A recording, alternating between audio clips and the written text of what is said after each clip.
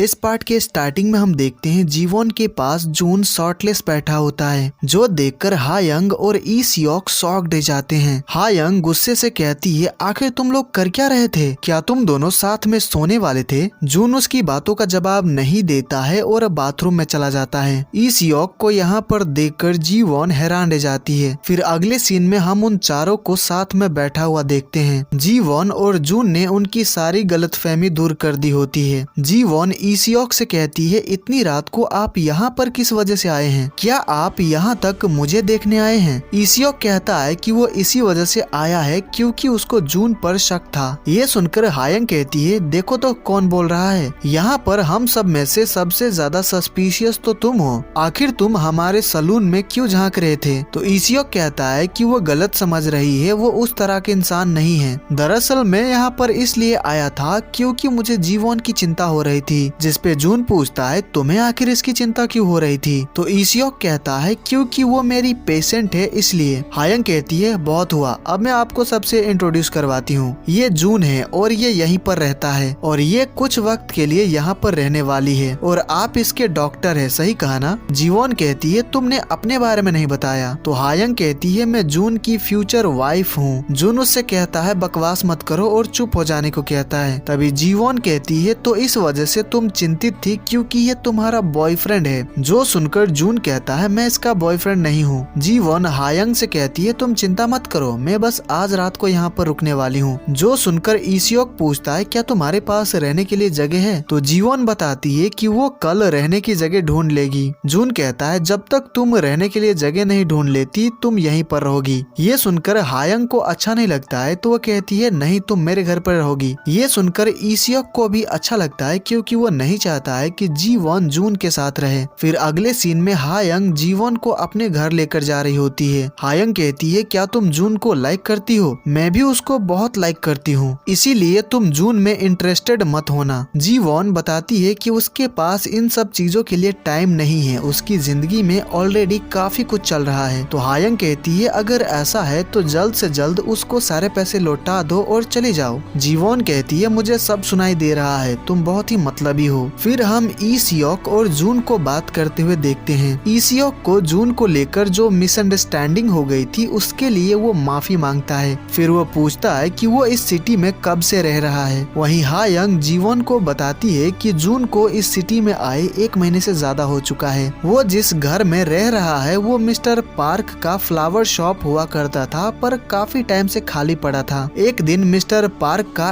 Accident हो गया था तो जून ने ही उनकी जान बचाई थी। वो उनको लेकर हॉस्पिटल गया था और सारे बिल्स भी पे किए थे।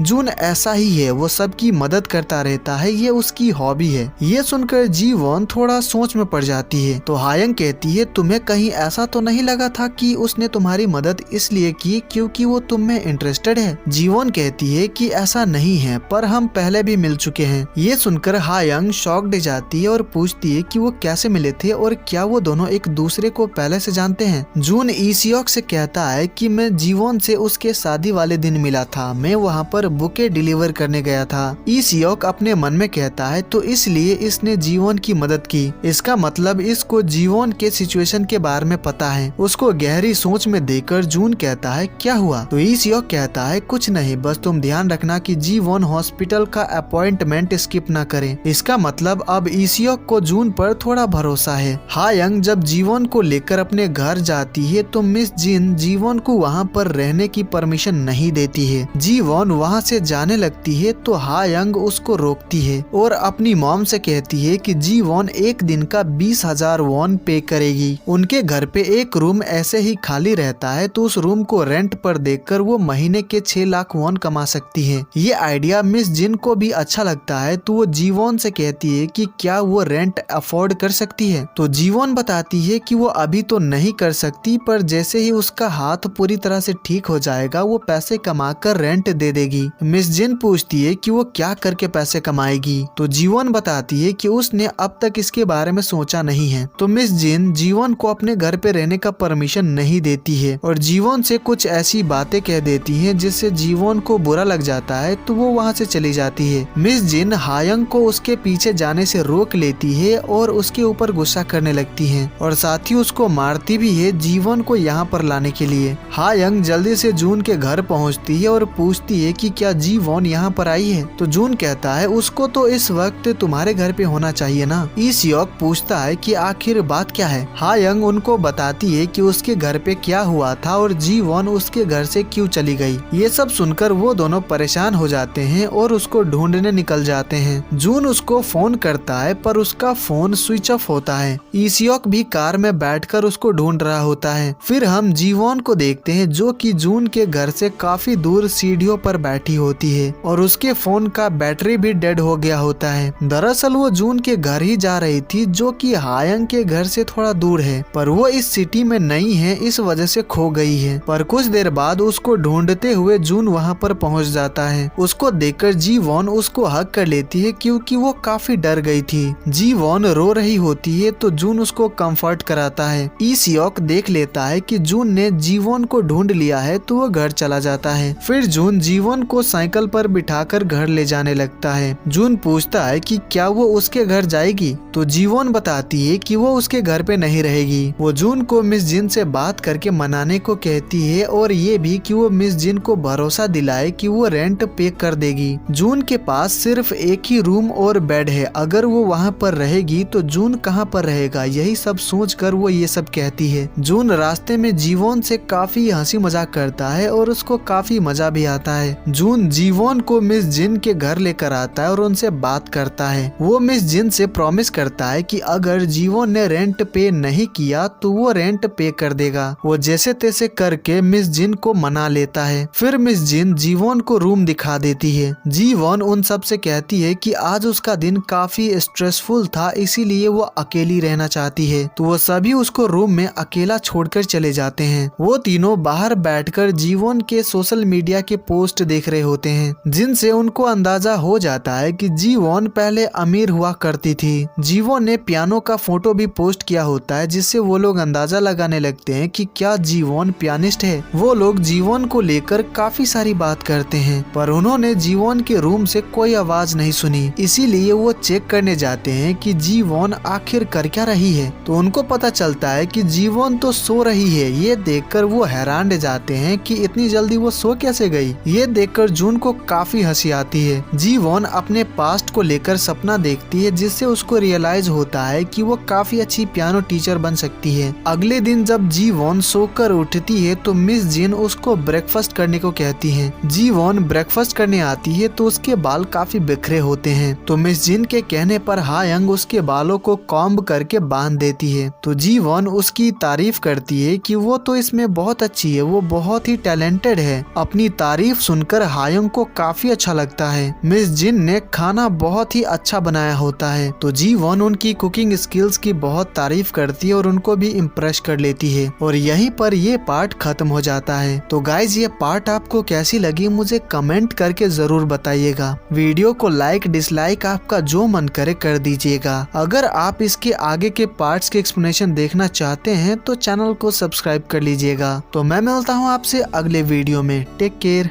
Bye bye.